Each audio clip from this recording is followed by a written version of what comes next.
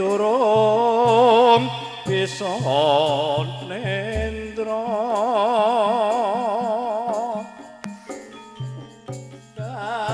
dagoda mring wayang angraridu ati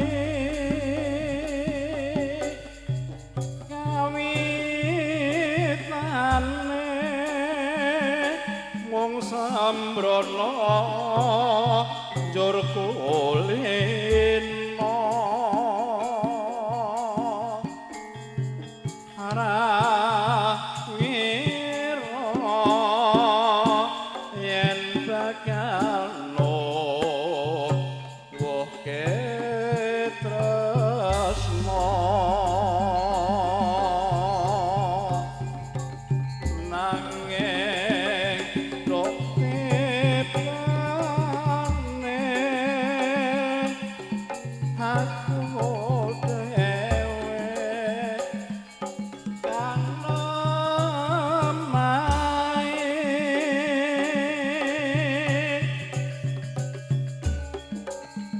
nandhang ronto kadung lara sambat sambat sapa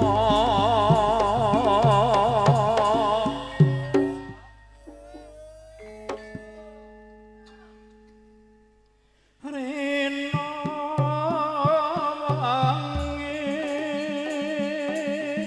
sing tak puji aja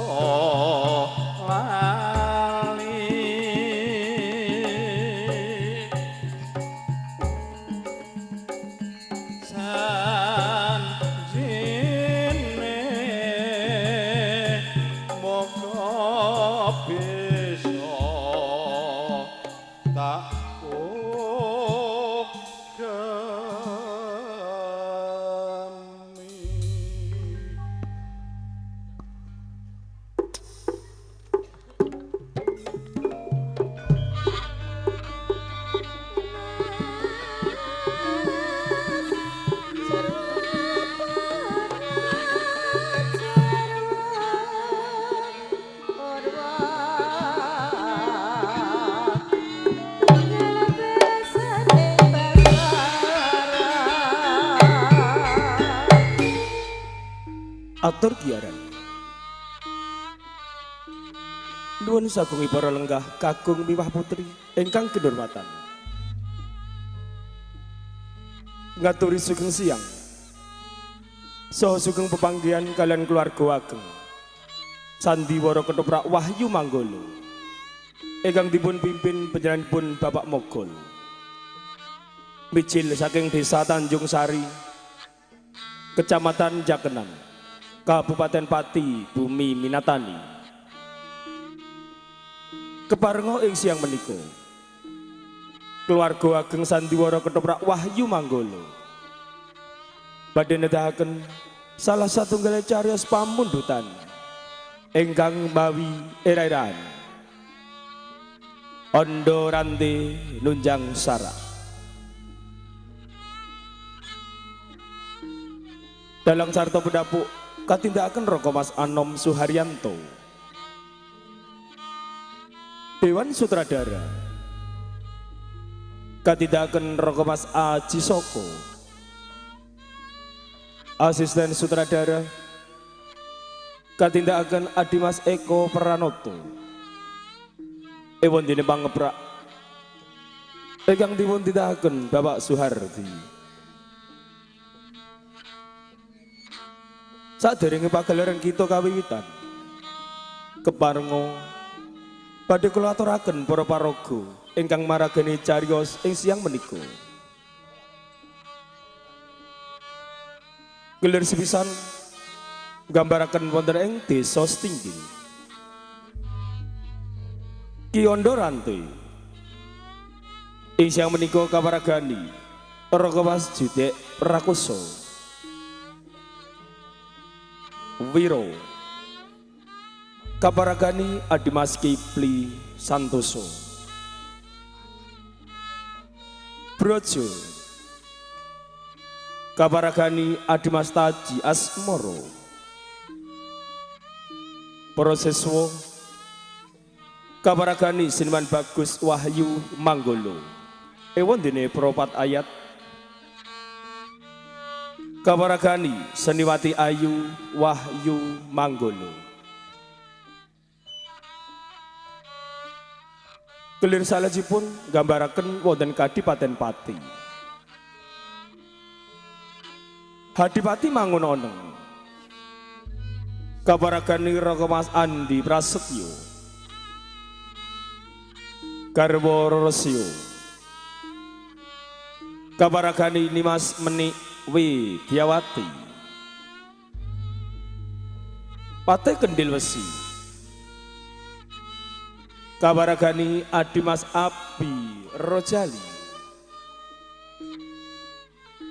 Tumenggung Sumbo Pradan kaparagani Adimas Sabar Sugianto ewon dene Raden Danang ing siang menika kaparagani Adimas Bagong Sutresno prajurit katindakaken Seniman Bagus Wahyu Manggolo Mahdum Al-Alatas. Isya menika kaparagani Rogowas Anom Suharyanto. Ewondene Saridin Sejangkung. Kaparagani Rogowas Aji Soko.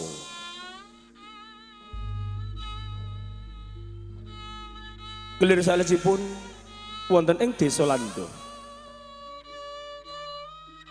Kidiposomo kaparagani Bapak Begek Ariwarsito. Bojo kaparagani Mbak Ayu Sri Poncowati. Wiranti kaparagani Nimas Diah Maharani Ewondene Momok. Kaparagani Adimas Eko Pranoto.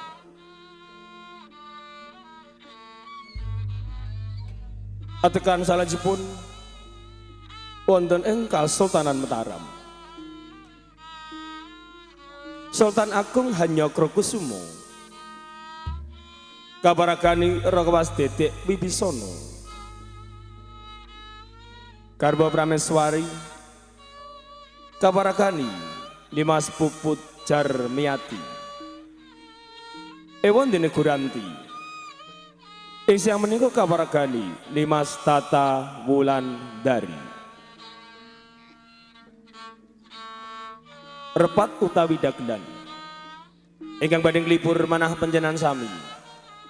Panjenengan badhe dipun libur pelawak-pelawah Yumanggolo ingkang dipun tindakaken Cak Sariman, Cak Sendor, Adimas Rokim sarto Bapak Mogol. Ewondene emban katindakan si ciup arum somplat kabiantu si sewak indah kalola. Menggah mengkaten para kadang pamirsa sutresna bedaya. Para paraga ingkang marageni cariyos ing siang menika. Kita sagotrah saking keluarga ageng paguyuban Ketoprak Wahyu Manggolo. Namung ngaturaken sugeng lenggah, sugeng hamirsani ngantos titi paripuranipun pagelaran. Usana sugeng hamirsani. Nuwun, nuwun, nuwun.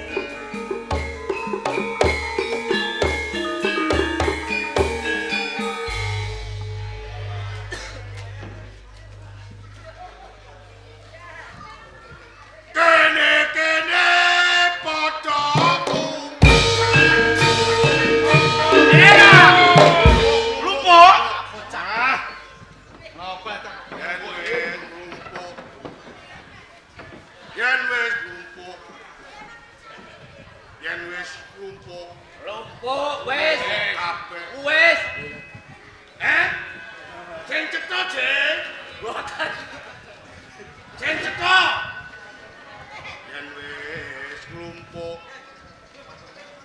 kudu padha gelap.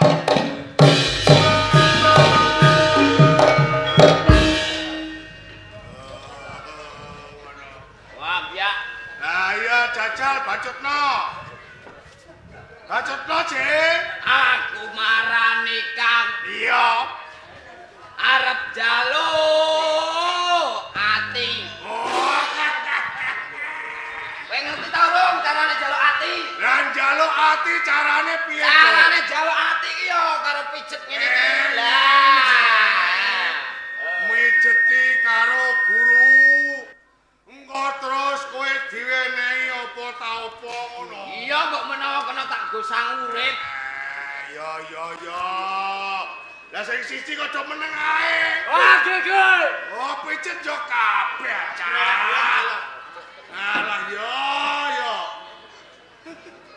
Lah iki sing sikil sing siji iki.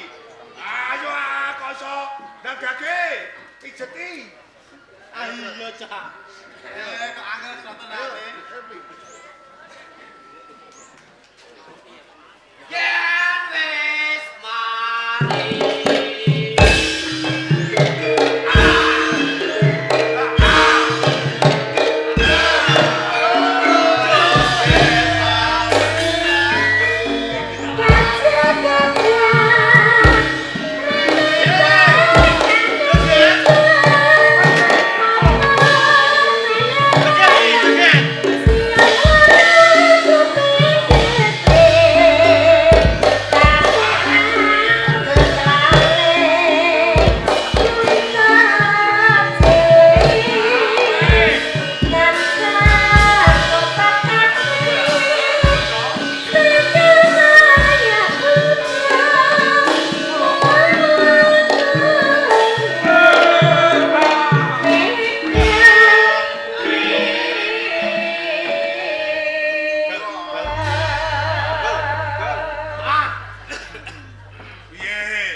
Kira-kira wis lejar penggalem ta durung? Otote wis rada lemes. Otote wis rada lemes, pikirane rada suda. Tenang. Nggone mikir kahanan ning alam donya. Bener. Merga apa cah nganti kowe tak bageke karo gending sing gambyak. Merga dina iki pancen aku iki lagi stres. Lho, Kandhane kok Lah, apa? muta-muta tak idioni sisan. stres pripun? Kok stres?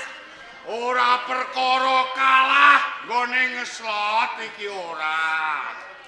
Ning, apa sebabe kok nganti aku kandha sing kaya ngono? Merga yen tak rasa-rasake cah. Sakwise ana agama anyar. Kowe nek ngomong aja celometan. Piye? Agama iku apa? Ora rah. Padha Anane wong iku lho muni ngono. Aku iki malah stres tenan. Merga sakwise ana kabudayan anyar kuwi mau, akeh iki malah ngene piye, Cak? Akeh wong desa Sitinggil sing padha bento. Kok iso? Lho kok ora iso iki piye? Lumrahe iki awan iki rak ya sumuh ah. Lho wong sing do bento-bento ngerti nak sumuh malah do nganggo krodhong-krodhong. Ya toh? Ya. Sing lanang do blebetan bareng kaya ngono. Woi. Ora do senengane iki ganggu karo uripe tangga. Kowe iki rumangsa diganggu ta ora? Ya padha wae. Piye? Oh, aku wayah bedhuk iki arep ngaso. Iya. Ning telampik. Iya. Umume ning lincak ngono kae. Iya. Lho, ngene iku ana anak wong papat go wong pitu. Papat lapo? Rudak gruduk ngetan ulon. Ngetan Ngulon. Ngetan ngulon mara ning omah sing ana irunge. Omah sing madhep ngetan. Iya. Sing ana irunge. Oh ngene kuwi sing karo ngomong. Ngomong piye? Tekuk matilah, tekuk matilah, tekuk matilah lho. Kowe ora gregetno piye? Kowe malah guyu-guyu. Lho kowe iki jare krungu kabar apa iki Dibisiki aku tau krungu ngono ya. Aku rembukan. Rembukan karo kene. Ora iso kowe tak dono kene kowe. Nengane kuwi malah ayo jajal, tondo. Nah aku ya ora usah kakean ngomong. Piye? Akhir ana wong sing iwak loap-loap iku. Iya. Walah langsung gentorone tak cegor, bret rubono. Idak-idak. Lah kowe piye? Ajaran ini iki kojongan aneh. Aku ya beda ya. Nggih. Pajar. Lho, tangi turu nglilir apa nguyo. Wah, iya. Ana busune. Apa kowe? Apa? Apa? Surut rata ana wong umbul-umbul gembar putih-putih rek. Busune. Tak kokoe diadel. Diarani kualat aku. Kualat kowe. Nyoro. Bar. Busune ngoten lho. Jebule sing bento iki ora wong tangga teparo tok. Kowe ya melok bento kowe. Ya, pancen. Kabeh kuwi mau saka polah tinggahe wong sing do bento-bento, wong sing do kurang gawean. Wedhuk tengangi. Wong akeh sing do ngaso mergo keselen nyambut gawe ning sawah. Ono lulang do dipuwenteng, dituwabohi piye cah?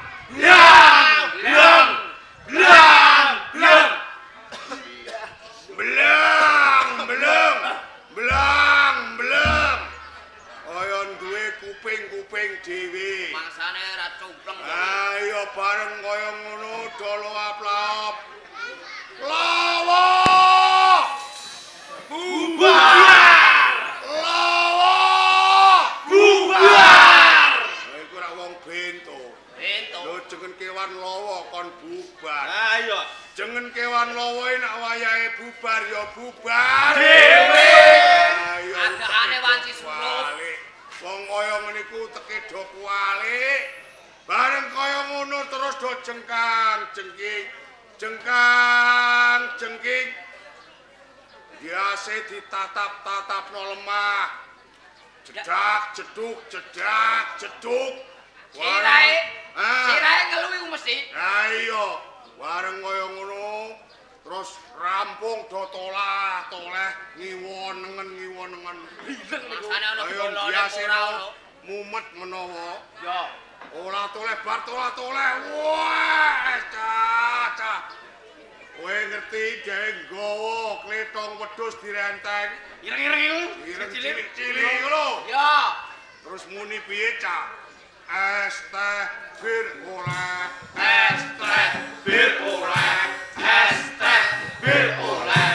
Pancene es teh karo bir ya oleh. Oleh Mergo rasane Enak.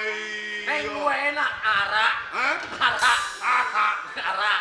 Wah, ya seger tenane. Weh, sing gregetno iki malah ponakanku. Piye? Ponakanku iki lanang. Tak parani ning omahe. Iya. Karep ora teko. Iya. Ameh nyambat wong tuane. Heeh. Le, bapak ning ndi? Iya. Saduilah jawabe ngono. Dadi kowe dikongkon nyaduhi. Iya. Lah terus. Sesan gawe tak jejeki. Lah terus bocahe piye? Ya tulung-tulung Tulung. semaput. Tak Tinggal lunga. cocok iku wong bento-bento. Gedeng Ora iku, usah gedeng. awor karo wong bento-bento. Mula ngene yo. Lah kira-kira wong sing do bento-bento iku iki isih do grudak-gruduk, isih do mlebeki kopok, mlebeki kowe kabeh. Kira-kira atinem piye, Cak? Gregeten. Mangkel. Panas. Nah, mula kanthi kuwi mengko nek isih ana bocah wedok sing do nganggo krodhong-krodhong, ya to. Angger sore biasane rak do grudak-gruduk. Liwat ning gone tengah alas arep tumuju ning omah sing ana irunge. Mesti iku mesti. Carane ya to ben bocah-bocah iku doleren nggone bengak-bengok. Doleren nggone jengkang-jengking diase ditatap-tatap lemah. Ya. Carane ngene. Piye? Engko bocah wedok-wedok iku do cegati. Oh. Terus. Engko nek wis mok cegat, bocah wedok-wedok iki nganggo krodong-krodong. Ya karo nganggo rok-rok ngono kae. Engko nek wis mok cegat, engko cah wedok rogoi sitok-sitok. Tenang. Rogoi apa? Apa? Oh. Wah, cara kene. Iki cara praktek. Cah wedok liwat cek yo. Nganggo krodong-krodong. Kowe meneh ndi? Wah, mek ning kono lho. Ngono. Kira-kira kowe nggo katok. Aduh. Nggo katok. Aduh. Ngono. Lah anak kira-kira ora nganggo katok, sisan gawe perkosaan. Tenan lho. Lho iya no. Nek wong tuane ngamuk. Nak wong tuane ngamuk, cawisane iki lho ndase ki ora rantai. Mangkat saiki. Ayo.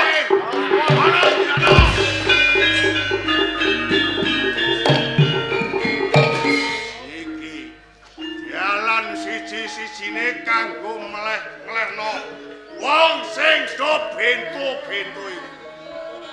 Wong kaya lah, pokoke engko nak wong ora trima, wong tuane do ngamuk, aku sing bakal ngadepi.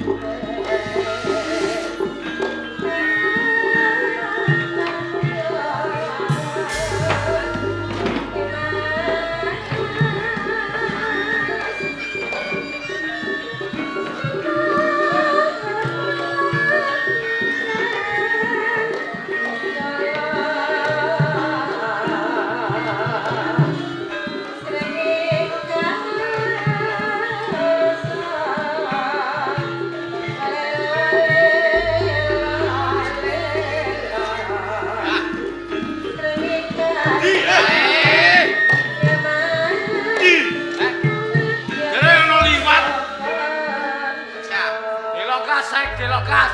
Wong ana luwap laok dilokas.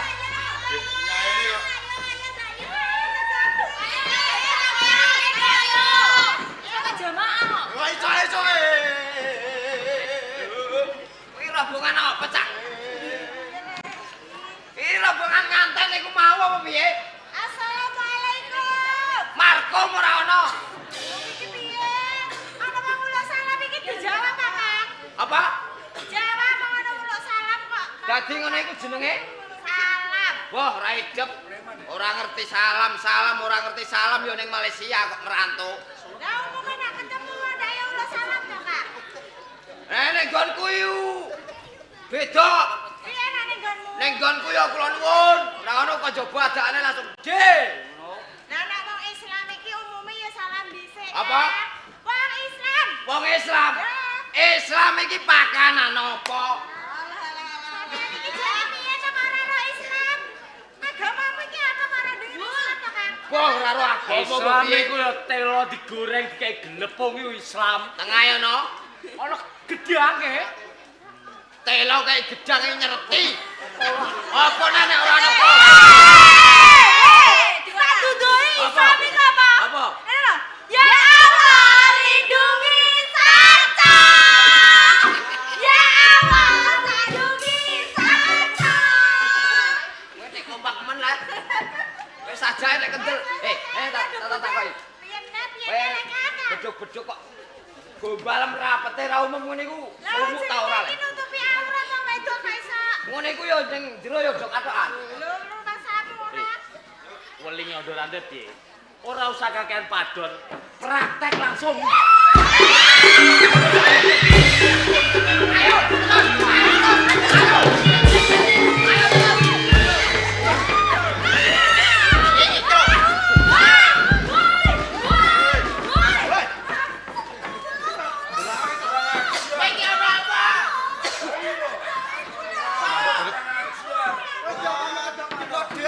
Tulungono kon bali, tulungono. Guru dhisik. Kok kowe nyandhek ganggu lawan bocah wadon-wadon sing bakal nindakke jejiban salat sembahyang. Sopo kang dadi arane? Aku Brojo. Brojo. Andaan ana setinggil. Oh, jebul andane wong setinggil Iya. kan ondo rante. Nganti aku modho-modho karo bocah wadon kowe. Mergo wong-wong kae ora duwe tatanan. Ora ditatan kepiye? Rudak-ruduk, bengak-bengok. Merkunyuk blebeki Sing klopo. ora duwe tatanan iki kowe sang kanca rowangmu. Ngerti tatanan wong Islam kepengin nindakake salat sembahyang ya kaya kuwi kok ora tatanan kepiye? Gosik, sajake kowe ora seneng sapa kowe sakloron. Warangka ana ing Kadipaten Pati Kendhir Wesi. Kae mung saka pat. Bajur karepmu teko ning tapel wates tinggi. Yen nggonmu ganggu kelawan kawula ana ing setinggil. Menungso ing setinggil bakal leren. Yen wong-wong kae kudu leren. Lamun to wong Pati sing bakal nglerenake. Tak rusak pati. Kajret cekel.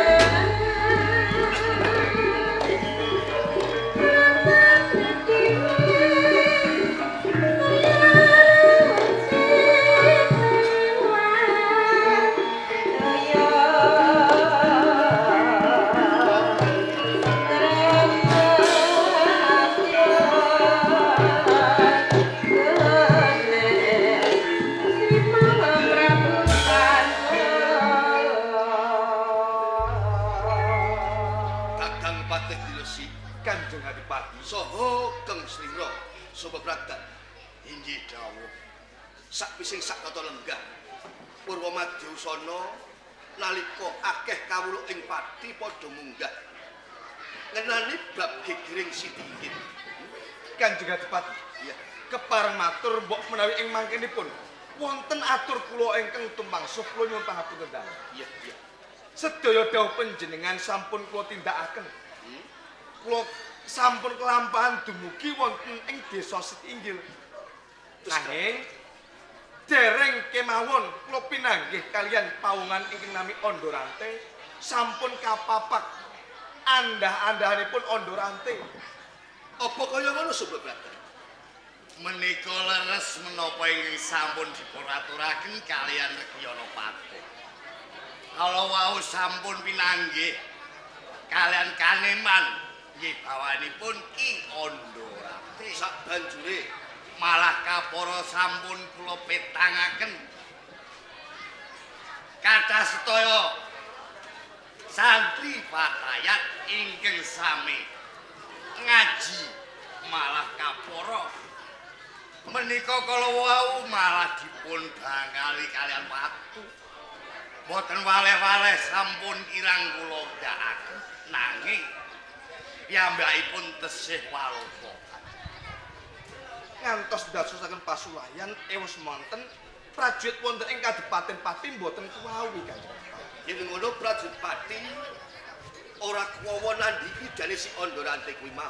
Leres. Kakang Pati Kedhines Lan inggih. kang dadekake penggalian.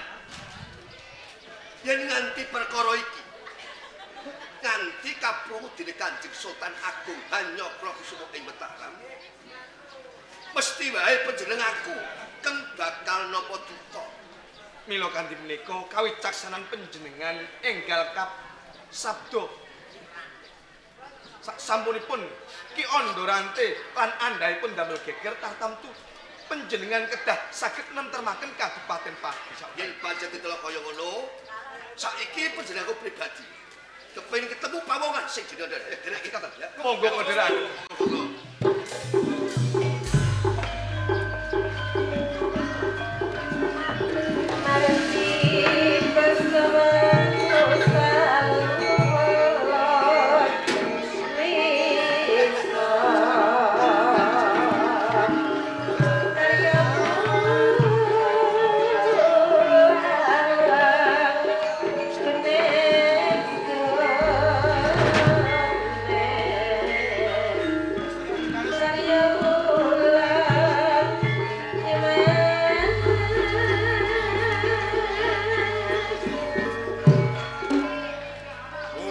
Bocah iki wis tak kongkon kang supaya ngati wong sing bocah wedok sing nganggo krodhong-krodhong takon ngrokoi takon ndang. Pati mesti geger. Assalamualaikum. Sing dikom sapa? Ning kene iki ora ana sing jenenge Markum. Assalamualaikum. Ora mudeng, Cung. Kula nuwun. Monggo.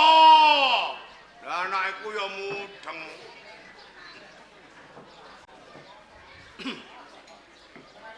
Nuwun sewu. Derek Tanglet. Nggih, apa bener iki Desa Siti Inggil? Leres. Niki dusun Sitinggil. Lajeng sampeyan iki jane sinten? Iya, diwanahake wae. Aku pangarsa ana ing Kadipaten Pati, mangon oneng. Kanjenge mangon oneng. Wah, jebul kok jebles karo ning foto. Wis ngerti fotone. Aku wis ngerti fotone. Aku nemu ning seketeng kuburan.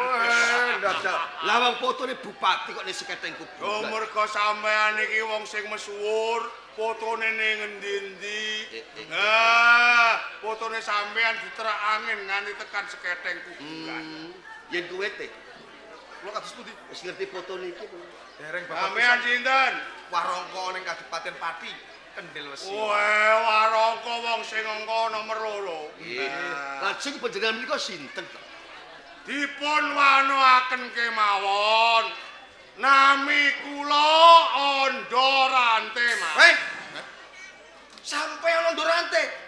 Nggih, pas teng menawi ngaten Kanjeng Bupati. Pas piye to, Teh? Kula nggih nate ngertos fotone Ki Ondorante iki. Sampean? Nggih, nate ngertos foto kula. Saben teng Pantura wonten mobil sing dikukupi bunder tanker niku.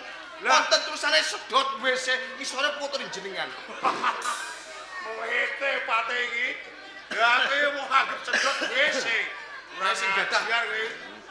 Ya Ndorante, Nggih. iki tiwas kebenaran kalamun panjenenganku bisa ketemu ijen kawan ijen marang kowe.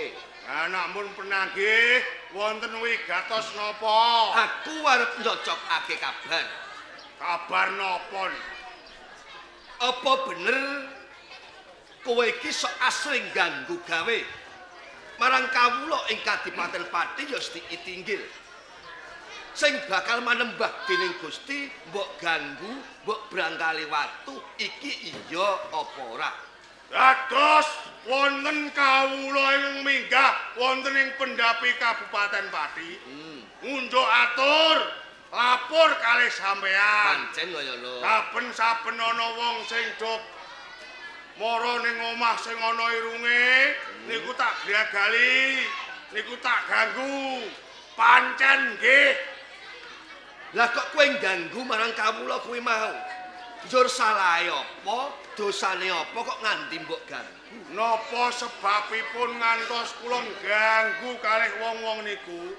Merga sing jalari nggih tiyang-tiyang sing do bento-bento niku dhewe. Kok bisa? Merga ngeten, saben dinten kula niku rumaos kebrebeken kalih wong sing do bento-bento. Merga senengane do loap-laop. Lawa bubar. Lawa bubar. Lho ngoten niku. Kula rumangsa kebrebeken. Oh. Dadi perkarane kuwi. Nggih. Kowe rumangsa geganggu. Nggih. Nalika kowe awakmu kesel arep Ngaso. ngaso, Nggih. njur ana swara sing kaya ngono kuwi. Nah. Kowe aja salah tampa. Pripun? Kowe pratandha kawula ing Pati sing kasuk agama suci lan Islam manembah dening Gusti. Kowe ora kok lawa bubar ning Allahu Akbar. Tengara cetane tengara. Tengara. Lah nek kira-kira niku tengara ora usah nganggo genthara gene ben ora mlebeki tanggane. Lah iku wis tata cara adat istiadat. Alah nek aku ngarani wong sing kumalungkung iku melete. Mlete-mlete sekala masane sawahe ado saka desa nek nggo genthara lak Ben krungu. Alah ngoten niku wis ana wektune dhewe-dhewe jare sampean. Lah nek wis ngerti dhewe ora usah doloap-laop, ora usah mlebeki tanggane ora wis doro. Nanging sok kala manusa kuwi dikadaan lali lan eling. Alah niku ora pawatan sampean. Sing baku kula niku gelem leren lan kula ganggu kalih tiang-tiang niku. Nanging kula nyuwun tiang-tiang niku ampun ngantos do bengak-bengok sak karepe dhewe mlebeki tanggane lho. Lah upama isih bengak-bengok, Kula ge tebacut. ana rante Pripun? karo anamu ya. Negara Pati iki negara tatanan, Nggih, ana hukum. nggih, Jeneng aku iki pangangar-pangar sok ing Pati. nggih. Kuwi ya kawulaku, kowe ya kawulaku. Nggih. Yen bisa tak rukunake. Kalamun kowe ora gelem rukun, ya lunga saka Kadipaten Pati. Kula kedah kesah. Kowe kudu ninggalake Pati. Manggon ning gunung kono belas ganggu. ngalas mantingan ngono ora paham. Ngalas. Sampean kongonan kali kula kon manggon teng alas, awor kewan-kewan. Bener. Lho sampean iki jane pripun? Sampean iki jane pripun? Gare sampean iki Bupati Pati kudu ngayomi kawulane lho kok malah sampean tumindak kados ngaten. Lah itu mindakmu ora kaya ngono tetep tak ayom. Kula niku manggon teng omah-omah kula dhewe. Saben taun kula niku nggih bayar pajak. Lho kok sampean tunduk sak penake dhewe. Nak ngoten niku sampean iki saged dipun wastani. Asu gedhe menang kerae. Sakarepmu anggonmu ngucap. Nggih. Rene kowe ora gelem tak tata, ya sumingkir. Nek gelem tak tata, ya cumono ning desa Sitinggil. Pun ngeten mawon. Kula niku gelem leren. Saukir tiang-tiang menika do leren nggone bengak-bengok mlebeki tanggane ngoten Dipun to. peksa Kanjeng Adipati. Ya, ya. Bener ate. Pripun? Kalamun kowe ora gelem sumingkir saka Pati, tak paksa aku singkirake kowe. Sampean Iya. kepengin nyingkir ke ondorane, kena nak bisa lho. Oh, kurang ajar. Sampeyan lajeng nyingkir ke ondorane kira-kira sampeyan duwe saka sing ngampuh ta mboten. Kowe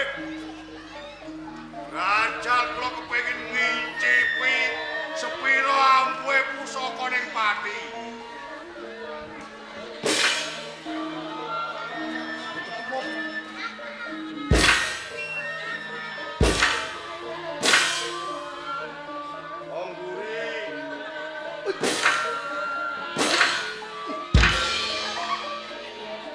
kok. Ajar. Bupati kok nyogok iso sing ora-ora. Mutru malah mok sogok. Lah ngece kan Bupati Pati. Tak niki genti-genten. Sampean mau wis nambani pusaka kula. Ya. Mila saking menika genti kula nak sampean kuat nambani epe-epe ondorane trimo nyembah.